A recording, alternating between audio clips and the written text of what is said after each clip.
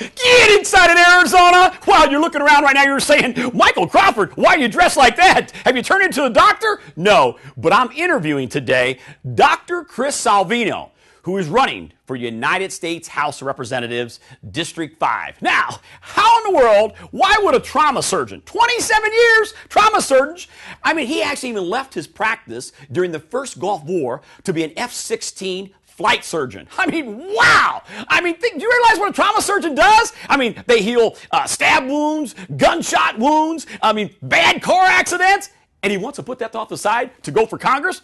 Well, maybe there is a little simulation there, kind of a little bit. Maybe it does kind of coincide, but I'm going to tell you something. We are going to get the true answers because I'm going to ask him the true questions. Because he always says we need real people that have real solutions, okay, to go to Congress and take back America. Wow! So get excited, Arizona. We're going to interview Mr. Dr. Chris Salvino. Everybody, let's get into it. Get stoked, get it started, get it started, get it started. Let's get it started. Let's get it started in here.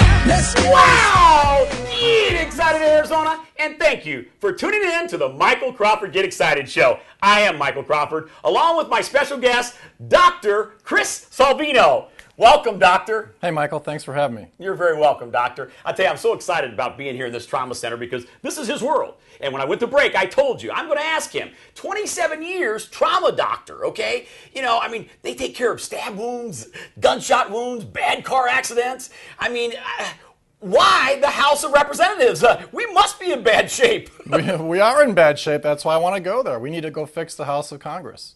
Okay, tell us this then. What is it that you really don't like? What is so dysfunctional about the new Obama plan?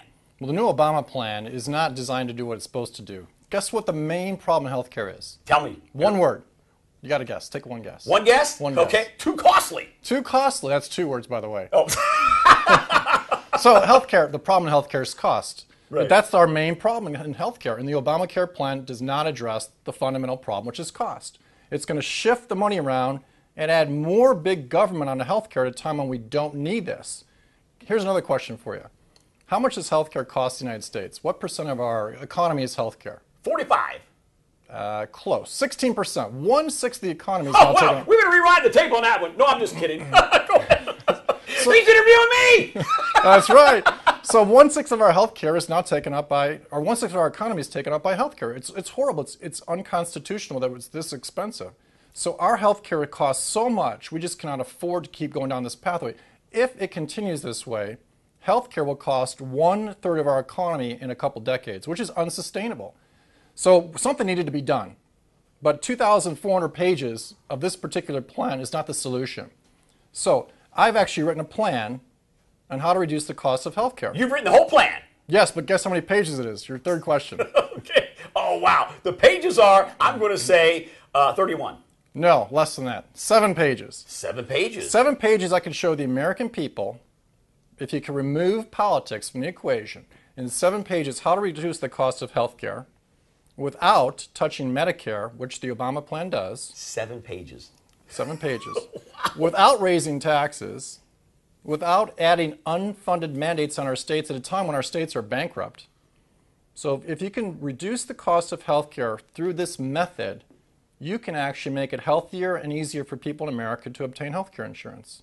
Wow. Okay. Well, let's do this then. So basically what you're saying then, Obama, Pelosi, Mitchell plan, you know, do you think it's just way too self-righteous? I don't know about self-righteous, but I think the problem right there is that they missed the fundamental issue, which is cost. If they would have just addressed cost, got rid of politics, we could have reduced the cost of health care for many millions of Americans. Those people out there that don't have insurance and want insurance, with my plan, could now get insurance. Okay, but let's talk about this now then, because you should care about them being self-righteous. Because if you wrote a new plan on only 7 pages that truly would be beneficial and advantageous to the American people, why would Obama put, you know, all of those pages in and be so costly? I don't want to speculate on that, but no, I will. I want you to. You're going to House of Representatives. You need to speculate, Doctor. Then I'll speculate. I don't think they had the best intentions of the American people in mind when they wrote this plan. It's cumbersome, it's full of big government, and it's not going to get us where we want to. At the end of the day, whether the Obama plan passed or not, the fundamental problem in healthcare still exists, cost. It has to be addressed. So, you're going to go to Washington and change it. I'm going to do two things. Tell me. Two-pronged attack. Many Republicans and many people in America, not just Republicans, want the Obama plan stopped, overturned, repealed, something done to it, slow it down, stop it. So that's prong number one. I am in support of that. Second issue, we still have to go after the fundamental problem of cost. So I want to go to Washington. We wrote in our plan, there's 5 steps. The first 2 are the most important. Malpractice reform, which is a really big part of our healthcare costs. It's a parasitic cost. The second thing is insurance reform, health insurance reform. Those 2 top things could reduce the cost of healthcare by hundreds of billions of dollars per year. Wow! Hundreds of billions of dollars, Arizona. Wow! So tell me this then. You said, okay, I mean, you proclaimed we need real people with real solutions and not just working their whole lifetime having that main goal to be reelected and reelected and reelected. But I need to ask you, I have a little tough time, comprehending that. I'll tell you why. Because if you go to Washington and you're able to be instrumental on helping the government do and coincide with your 7-page little deal for us that's going to save us billions and billions of dollars, as your own words, why wouldn't you want to make it your personal duty for America to stay in there and keep getting reelected and reelected? Tell me why. Great question. Remember James Madison? Here's your 4th question. James Madison. I love this. This is the Micheal Crawford Show. Will you tell him that? I'm changing it over. Yes. We're interviewing you now. James Madison, for our audience out there, was our 4th president of the United States. Yes. And he was the principal architect of the Constitution. James Madison believed in what I believe in. He believed in a citizen legislature. Go to Washington. If you're a farmer, businessman, doctor, go to Washington, get the job done, and come home.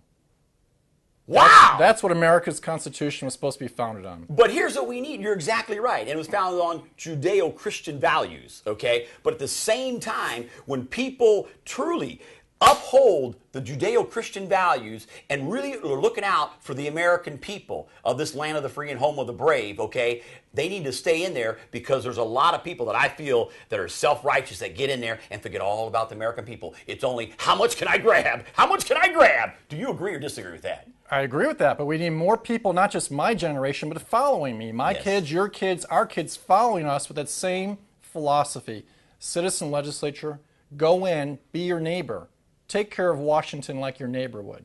Amen. Wow! Get excited, Arizona. I hope you're enjoying the Micheal Crawford Get Excited show today as much as I am. And I'm telling you, I love this setting. Hell, it's a true trauma center. Wow. When I come back, we're going to go to a real quick break. But don't go away. Don't touch the dial because we're going to come right back and we're going to talk about SB 1070. That's right. SB 1070, the new Arizona law. We're going to talk with Dr. Salvino, who just came back from the border. Oh, we're going to get into the cartels and everything. So get excited. Let's get it started in here. Let's get it started.